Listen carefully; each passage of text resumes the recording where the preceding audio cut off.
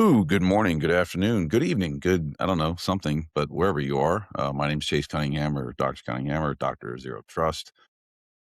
We are going to go through the CrowdStrike annual threat review right now because it's the thing, right? Everybody's talking about this on the cyber side of the world. So let's do some, let's call it nonpartisan analysis of the CrowdStrike threat report. And I'm going to try and share, but I'll put the link at the end of this just in case. So we'll see where we get to.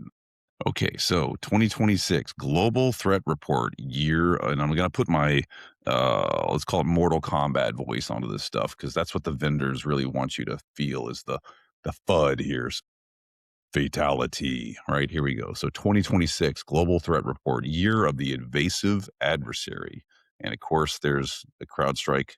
I don't know, like emoji thing there. Anyway, I won't read the forward. You can read that on your own. Blah, blah, blah. There's George Kurtz's signature. Great. Table of contents. Okay. Threat landscape overview, key adversary themes. And then it's about 50 pages worth of stuff. So I'm going to make this succinct for you. Introduction. Throughout 2025, adversaries grew more evasive than ever before as defenses became more sophisticated. Threat actors increasingly exploited the inherent trust. Wow. In supply chain partners, legitimate software, internal systems, and employees to gain initial access and move undetected. This relentless targeting of trusted relationships defines 2025 as the year of the evasive adversary. If only there was a strategy or an intelligent approach to removing trust from inherent systems or inherent trust from systems. That would be revolutionary. If only there was a thing about that somewhere out there. Gosh, someone should come up with something. Adversaries of all motivations exploited AI technology throughout 2025 to accelerate, optimize, and troubleshoot their existing techniques. Demonstrating increased fluency with AI tools, adversaries use the technology for attack types such as social engineering and information operations. Most that integrated AI increased their attack volume compared to 2024. There was an 89% increase in the number of attacks by AI-enabled adversaries year over year. Yikes.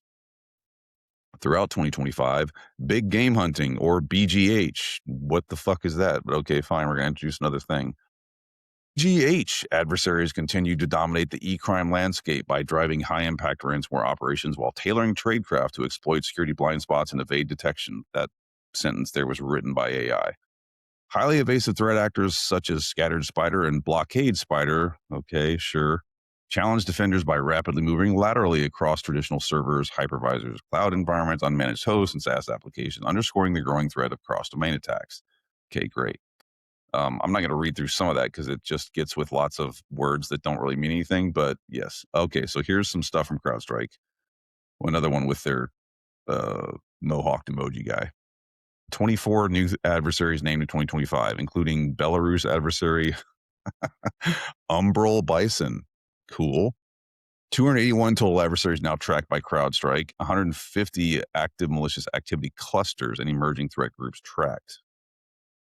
Adversary naming conventions. Now, at the end of this, when I get done reviewing this, I'm going to go run you through a little thing that I've built using AI because I'm like everybody else. I'm not a moron. I'm going to use the tools that maps in all the vendor shenanigans and all the naming conventions and actually makes it intelligent. So just bear with me. And here's their adversary naming conventions from CrowdStrike.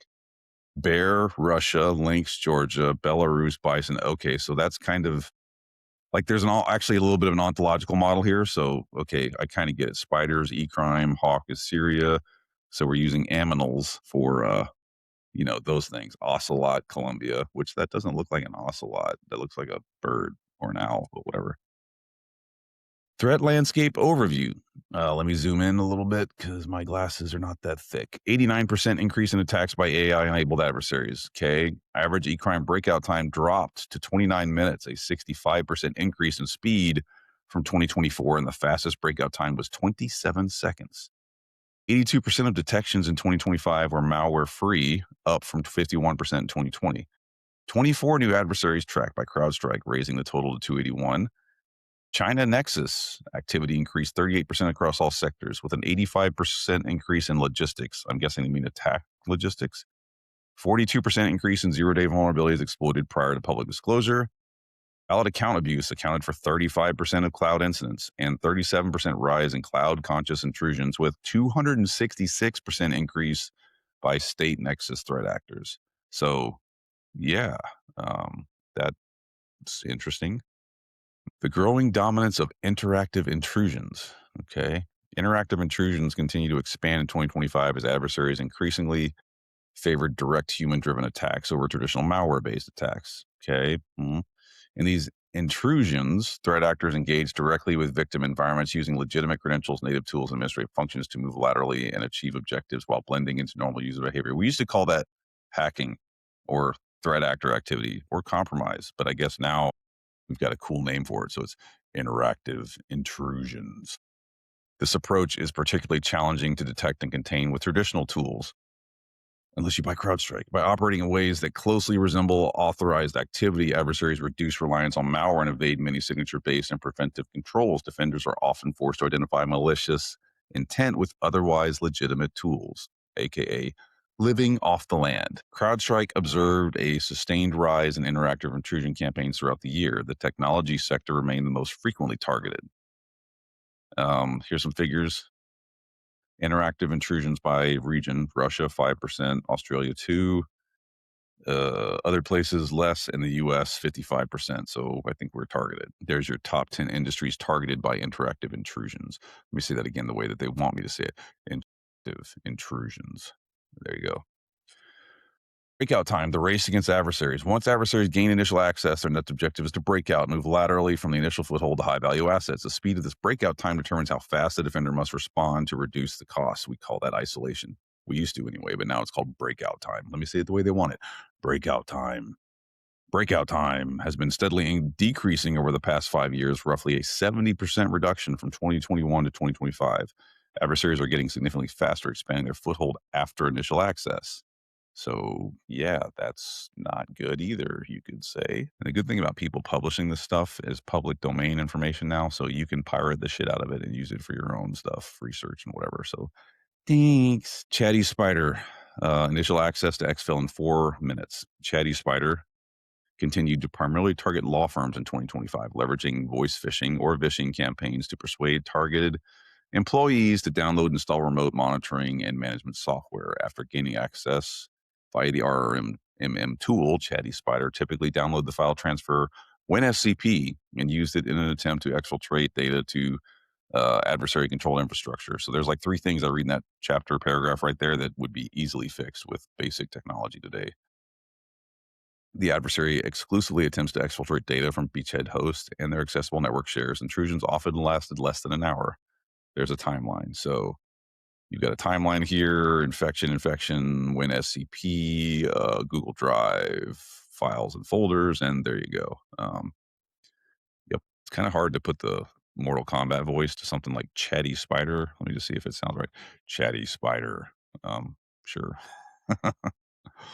All right. Fake CAPTCHA campaigns. Sure, those are still a thing. E-crime landscape. Let's see. ECX values, which is the landscape, 2024 levels, more vulnerabilities, rising cryptocurrency prices. Not anymore, but here you go. Spam trap grew 141%. Advanced core access 40%. New CVEs 21. Crypto cost 11%. BGH, big game hunting, 29.6. Yeah, so there you go. So everything's going up, which is not good. Key adversary themes. Adversaries leverage AI to enhance and accelerate operations like every other business in the history of business is doing right now, because they're not stupid. Top 10 AI model mentions. Let's see.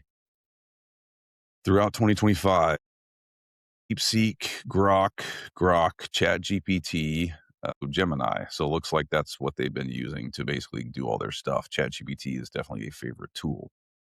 Perplexity is basically not even in there, which I honestly think Perplexity is probably a better tool than the rest of them. Let's see. Threats from AI.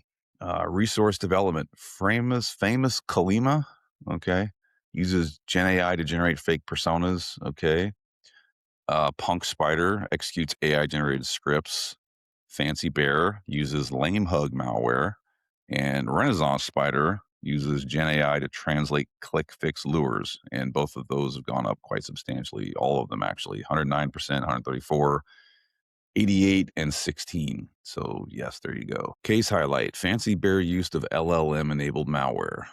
So, there's Recon, Lame Hug, which is a weird thing, but okay, intelligence collection. Make a list of commands to copy recursively different Office and PDF documents and user documents downloads, return like command. So, that's the prompt. Make a list of commands to create folder, and then that's the prompt there. And Fancy Bear did it. So this basically just shows like this is how hard it is to do, hacking with AI stuff. Threats to AI systems. Let's see, direct exploitation of vulnerabilities related to AI platforms and tools. Sure. Server ransomware operators exploited CVE 2025-3248 against Langflow AI to deploy ransomware and distribute hundreds of ransom notes. So that's why I say that there's no more days of us getting shitty Russian emails with bad grammar in them, but there you go.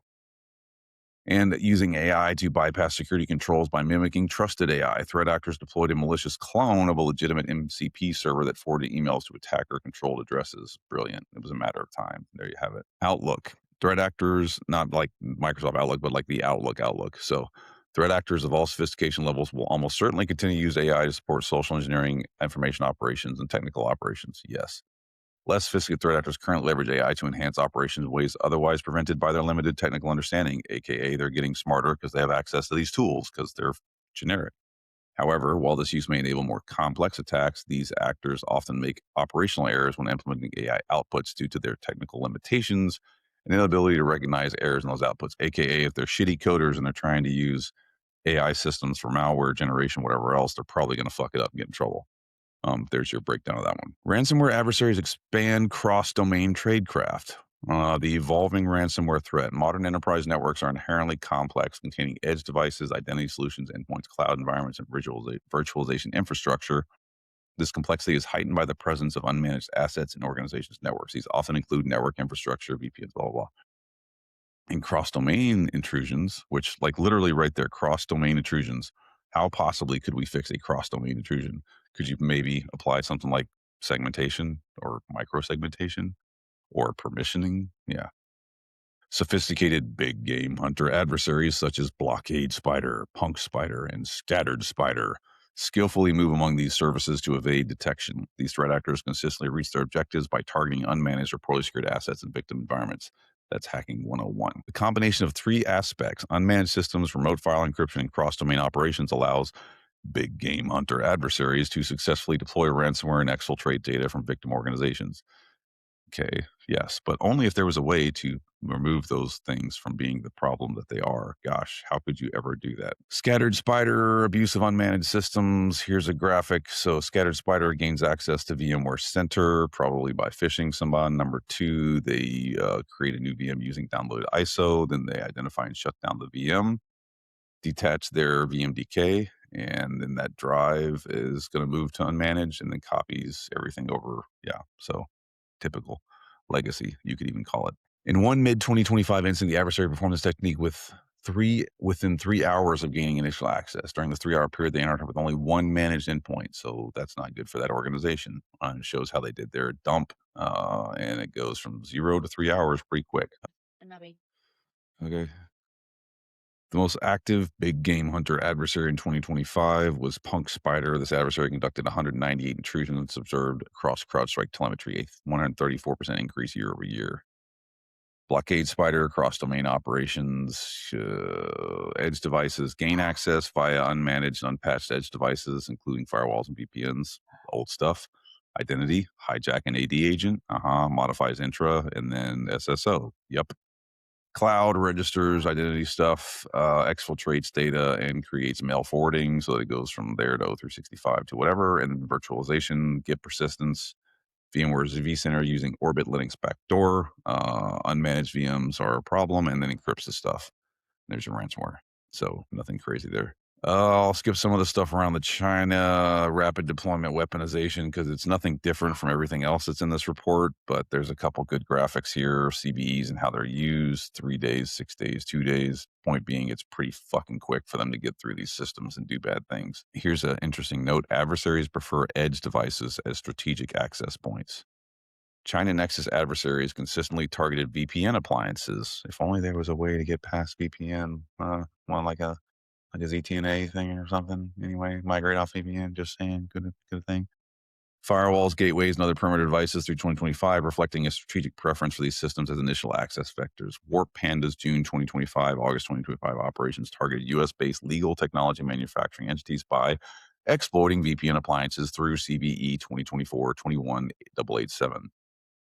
An exploit chain that bypasses authentication and enables remote code execution. Yeah, so there you go. Targeting priorities align with strategic intelligence requirements, aka if you're a nation state, you do what the fuck the nation state says to you. Ta-da! There you go. Pretty simple. I could have saved CrowdStrike a lot of money by printing that stuff. Compromised software providers. Adversaries continued compromising software providers to enable supply chain attacks through 2025, typically in highly targeted operations with significant impacts, depending on their initial access vector and lateral movement abilities. Threat actors can leverage these operations for wide-ranging follow-on options. Such options include modifying customer-facing SaaS, injecting malicious code, altering software update mechanisms to deliver alternate payloads, and accessing continuous integration and continuous delivery, or CI/CD. So pressure Kalima, I swear to God, these names are something else. I can't wait to show the mapping I put together here. So pressure Kalima, okay. Number one, compromises safe wallet. Two, exfiltrates creds. Okay, deploys code. Four, performs transfer. And then five, funds redirected. So that's how they stole crypto stuff. There you have it. And just to show you how bad that gets, here's a little tidbit that they have. So through the initially affected package in that software supply chain, it was actually downloaded more than 2 million times by mid-September 2025. And this is Shai Halud, which is the giant worm from Dune. Self-propagation capability likely pose infection risk to many more users as the attack progressed. The point I'm making there is that basically worming be worming, and people download stuff. So yeah, and then now we start getting into the pitch of like buying CrowdStrike. So detecting anomalous SaaS activity with CrowdStrike Falcon Shield. I'm not going to read that. You can read that on your own. Uh, adversary ex- Adversary objective shape 0-day exploit section. There's stuff there. I'm trying to get to like interesting things here because a lot of it is just kind of repeated the same stuff with slightly different words. Graceful Spider's opportunistic use of 0-day vulnerabilities. Okay. E-crime adversary Graceful Spider differentiates themselves from other BGH, big game hunting, adversaries by repeatedly exploiting 0-day vulnerabilities. Since late 2020, Graceful Spider has primarily exploited Internet Exposed network assets with multiple 0-day vulnerabilities. Whether Graceful Spider develops or merely acquires those 0-day exploits remains unclear. Beginning as early as August 2025, Graceful Spider conducted data exfiltration operations by exploiting a novel 0-day, which was CVE 2025-61882. This campaign diverges from Graceful Spider's historical pattern of targeting file transfer applications. The tactical shift remains consistent with the adversary's overarching tech strategy, targeting internet exposed enterprise level web applications to achieve initial access and ultimately exfiltrate data. This strategy will almost certainly drive Graceful Spider's choice of exploit targets in the future. There you have it. So let's see, CVEs, Acelion, Go Anywhere, Sysaid, Lexicom, and eBusiness Suite. All those were things that they targeted. Adversaries subvert trust in cloud platforms and services. Throughout 2025, both targeted intrusion adversaries and e-crime adversaries involved their cloud targeting techniques, successfully subverting the implicit trust users place in cloud entities and technologies to achieve persistence, lateral movement, and data exfiltration. If only we could remove trust from systems. God, I'm just, I'm at a loss. Like my brain collapses on itself, starting to think of how we could possibly strategically look at removing trust from systems. I don't know. CrowdStrike Intelligence assesses that multiple target intrusion threat actors, the majority of whom conduct China or Russia nexus operations, significantly increase their investment in cloud targeting. Yeah, so that's not good. Here's the global threat report, and it's got a bunch of pandas and bears and fucking stuff on it, and tells you like trust layer, trust mechanism, impact radius. This is great. Actually, this is like super useful graphics. So thank you very much, CrowdStrike, because I will be pirating and pillaging this. Thanks. So organization level exploit B2B, right? And then trust mechanism exploited partner tenant connections with intra ID and impact radius, multiple downstream organizations per compromised provider. And then you got scattered spider and blockade spider, and then basically like tenant identity level trust, exploiting identity synchronization and federation. What's the trust mechanism exploited? Hybrid identity sync services, federation trust, third party IAM, password hash, and then token signing. And then what's the impact radius? It's very high.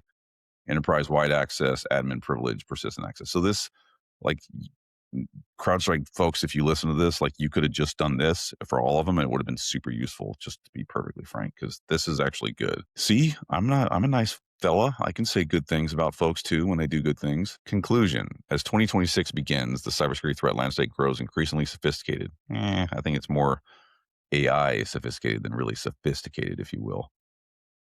Demanding that organizations in all sectors and geographies strengthen and adapt their defenses as adversaries become more evasive, agile, and innovative. Understanding their motivations and anticipating their actions is critical to an effective defense. Threat actors of all skill levels will continue adopting AI for social engineering, information operations, and technical activity. Less sophisticated threat actors will use AI to offset limited expertise, enabling more complex attacks, but often introducing errors to poor implementation and limited ability to validate output. More advanced threat actors will increasingly leverage AI for malware development, social engineering, and post-exploitation activities, accelerating attack speed, scale, and effectiveness. With greater resource and maturity, these threat actors are positioned to operationalize agentic AI for minimally supervised or autonomous operations, and that's bad.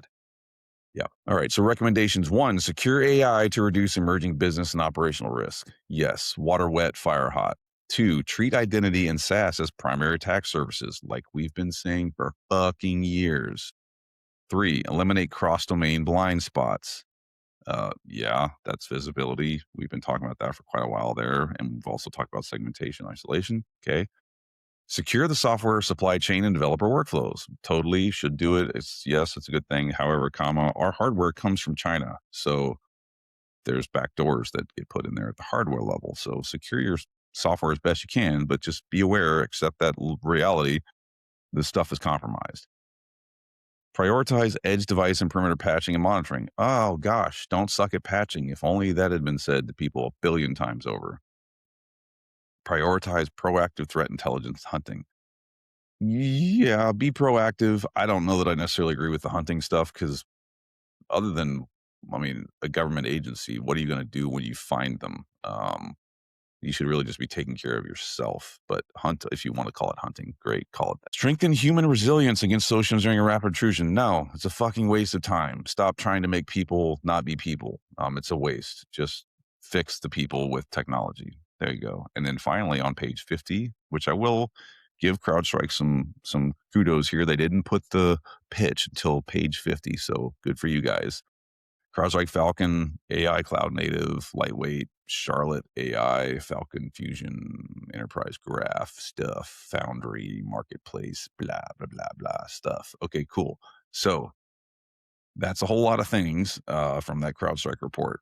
Cool, great. Now, I told y'all that I was going to sort of run you through a little thing that I put together because I got sick and tired of trying to figure out which group did this to which vendor did that to which blah, blah did this thing. So I actually went off and did it, and I used Perplexity because it's pretty cool to do the research for me and help me correlate this. Now, let me kind of break it down, and I'll provide this to somebody if they want it. So underlying ecosystem, SVR APT 29. Microsoft calls them Midnight Blizzard. CrowdStrike calls them Cozy Bear. Mandiant calls them APT 29. Everyone else calls them Blue Bravo, Cloaked Ursa, Iron Hemlock, or the Dukes. Yes. And I literally put a category here that says notes on weirdness. Same underlying SVR cluster has at least 6 to 8 different brands. Even Microsoft had to rename Nobelium Midnight Blizzard, then publish a Rosetta Stone to keep its own aliases straight. So that's how fucked up this thing is. Russia, APT 28. They're typically known in the government space, GRU APT 28. Microsoft calls them Forest Blizzard, and they used to call them Strontium, excuse me. CrowdStrike calls them Fancy Bear. Mandiant calls them APT 28. Other vendors call them Sophacy, Sednet, Czar Team, Pawnstorm. Yeah. Notes on weirdness. Security Week notes at least a dozen other names for APT 28. Same infrastructure, same TBTs, but different vendor names for everything else. Now let's look at like the DPRK. So Lazarus Group, DPRK, right? Microsoft calls them Zinc or Citrine Sleet or Diamond Sleet or Moonstone or Sleet or Storm 1789.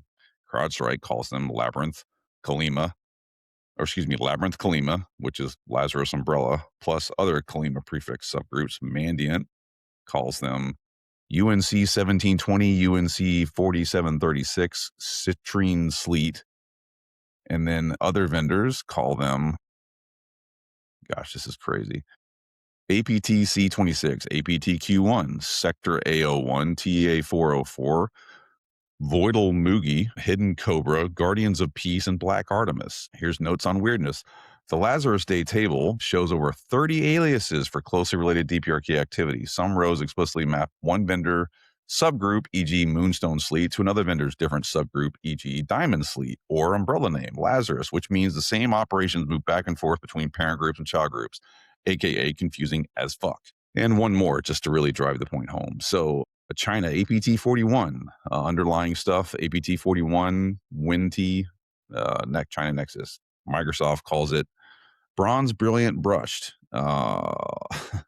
Bronze Atlas, and Typhoon names. CrowdStrike calls it Panda Jackal style names, focus, not one label for the whole APT-41 universe. Mandiant calls it APT-41, which is the core label. And then other vendors call it Wicked Panda, Earth Baku, WinT, Bronze Atlas. Notes on weirdness. A different research points out APT-41 is simultaneously called APT-41, Bronze Atlas, Earth Baku, Wicked Panda, WinT, and others, again, for essentially the same long-lived ecosystem, depending on which report you read. So that's how that shit plays out. And like I say, I'm a researcher. I spend all day, every day looking at this space, trying to figure out which way's up on it. And I can't keep heads or tails of it. So how are we expecting everyone else that actually has a life and isn't a loser like me to try and crawl through this stuff and understand which things go where? It's a colossal clusterfuck. I would suggest that the vendors that are doing all this stuff know this, and they're intentionally, maybe not maliciously, but intentionally, because it's good for their brand, coming up with these cool names for things because it looks cool and they know that they can give away fucking swag at RSA and these, I don't know, emoji type character shits and whatever else.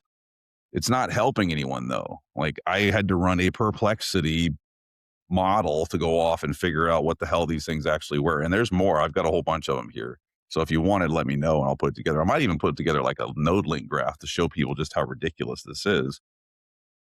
But let's understand that that's not helpful. Now, from someone that used to work in intelligence, specifically cyber intelligence myself, it was very difficult to have an understanding of who was doing what, where it was going on, the use cases, the TTPs, all those other things.